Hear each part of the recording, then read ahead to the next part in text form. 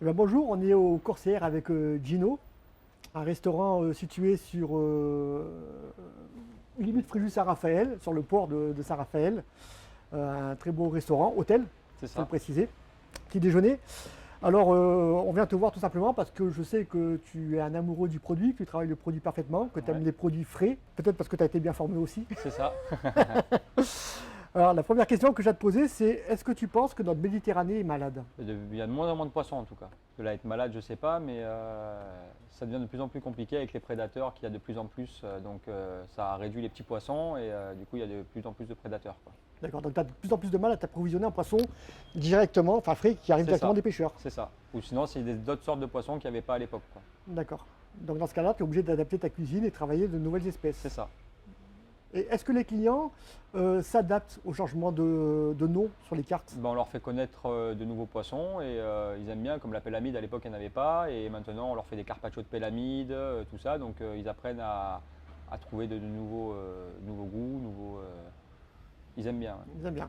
Donc voilà, la pyramide, c'est un peu comme un petit thon en fait, C'est hein. ça, ouais, c'est une petite bonite, ouais. Petite bonite. Ouais, plus bonite, exact. Est-ce que tu penses que le réchauffement climatique a une influence sur les espèces? Donc tu viens un peu de répondre à la question, Ouais, mais est-ce je que tu pense, penses qu'il ouais.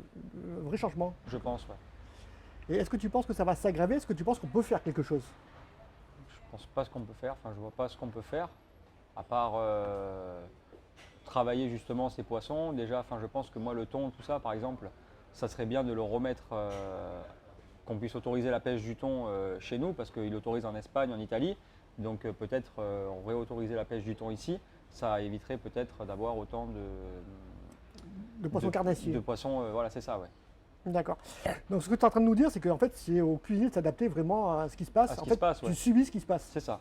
Et voilà, tu peux rien faire, à part essayer peut-être d'éduquer les clients sur un De changement changer leur alimentaire. mode de toujours le loup, la dorade, et ben, essayer de trouver d'autres poissons comme le tassargal, les pélamides, qu'il y en a énormément, les petites bonites.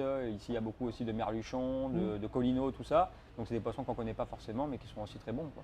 Oui, exact. Est-ce que tu penses que le régime alimentaire, en ce qui concerne les poissons et les crustacés des clients, il évolue?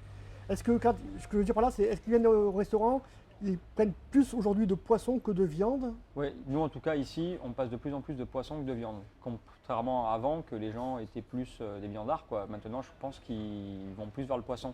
Même au niveau de la viande, on voit qu'il y a il y a beaucoup plus de gens maintenant qui sont véganes, font végétarien, tout ça. Donc voilà. Aujourd'hui, pour t'approvisionner dans ton restaurant, Oui.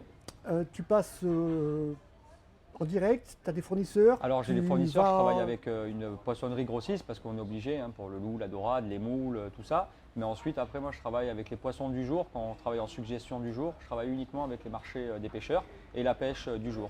Comme D'accord. s'ils ont beaucoup de collinots, ben, je vais prendre du collino. S'ils ont du merlu, je vais prendre du merlu. Je m'adapte avec ce qu'il y a en face au marché, quoi. D'accord. Et Voilà. les poissons que tu prends chez ton fournisseur habituel, c'est tout à fait normal, Ouais. est-ce que tu regardes un peu la provenance Oui, je regarde. Après, c'est sûr que bon, par rapport aux clients, ici, nous, les gens, ils cherchent des poissons, on va dire, avec un prix au ticket qui n'est pas non plus énorme. Donc, on utilise du poisson d'élevage d'élevage? pour le restaurant en loup et dorade, parce que les gens, ils peuvent plus se permettre non plus d'acheter au prix du poisson sauvage. Ils peuvent plus payer, par exemple, 35 ou 40 euros une assiette avec du loup, donc ils préfèrent de l'élevage. Et ça vient soit de Grèce, mais nous, moi, je travaille avec l'élevage bio qu'il y a à Cannes. Oui, Voilà. Donc souvent je prends quand il y a la disponibilité du poisson qui vient d'élevage bio, mais ça reste français quand même, c'est ça reste préférable. parfait, ça reste local. C'est Ça ça, reste ouais. voilà, local. Voilà, c'est Ah, ça. et tu travailles au maximum, Au maximum avec le le, marché des pêcheurs, ouais. avec le marché des C'est pêcheurs. ça. Voilà. Alors justement, c'était ma question. Est-ce que tu sais ce que c'est qu'un circuit court, du coup? Ben, c'est justement de prendre directement aux pêcheurs ou de prendre aux paysans directement, c'est ça, le circuit Ouais, court, voilà, c'est ça. Et c'est quoi les avantages? Les avantages, c'est déjà d'avoir un produit qui est bien frais, parce que c'est sûr que quand on achète chez le grossiste, eh ben, c'est arrivé sûrement la veille ou l'avant-veille, on ne sait pas forcément comment ça se passe, tandis que là, ben, on voit le poisson, on voit ce qu'on achète et on voit la qualité et la fraîcheur du poisson directement, quoi. Et on peut choisir son poisson. Et est-ce que tu prends du coup plus de plaisir à travailler un poisson que tu as choisi à l'étalage Ah bah qu'un oui, poisson- bien sûr. Ah oui, oui, ça c'est sûr, ouais. C'est sûr. Après, moi, chez le fournisseur aussi, l'été, il me connaît, il sait que j'aime bien travailler les grosses pièces, donc il me ramène souvent les espadons méditerranéens, donc qui est pêché par les pêcheurs d'ici et qu'il leur ramène donc aux grossistes par contre. Mais j'aime bien travailler aussi voilà, l'espadon, Le Maker. l'espadon, le requin. J'aime bien travailler le requin bleu, moi en été, il y en a beaucoup. Donc, Le Maker, tu as déjà travaillé le Maker? j'ai jamais travaillé le Maker, non, je ne Demande. connais pas du tout. D'accord, Demande. ok, C'est pas je ne mal. connais pas du tout. Ouais. C'est pas mal. Mais après, c'est vrai que voilà, j'aime bien moi travailler les belles pièces, les gros poissons. Quoi. Ouais. J'aime bien travailler les gros poissons. D'accord.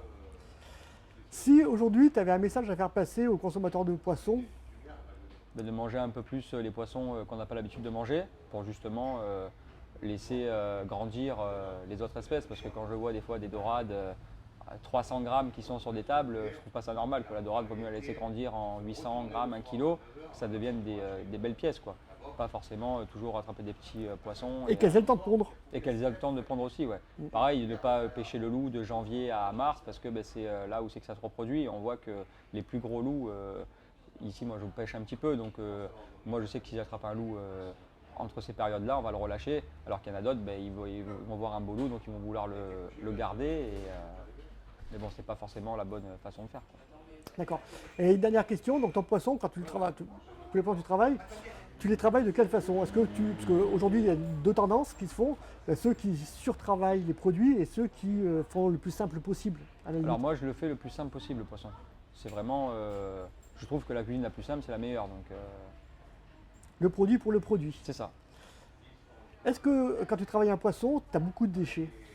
Mais avec les fonds, enfin moi avec les arêtes, tout ça, je fais des fumées ou sinon je transforme, je fais des terrines, à part la tête que je jette, je veux dire, et encore la tête, des fois je la mets pas, c'est pour les ouïes ou le sang qu'il y a dedans ou quoi. Mais sinon, un poisson, normalement, on jette rien sur un poisson. Quoi. Tout se mange dans le Tout se poisson. mange, c'est ça, ouais. Très bien, écoute, je te remercie. Merci à vous, Je te souhaite une bonne saison, c'est gentil également. hein, et puis bon courage, et à très vite. Merci bien. Allez, au revoir. Allez, au revoir. Tino.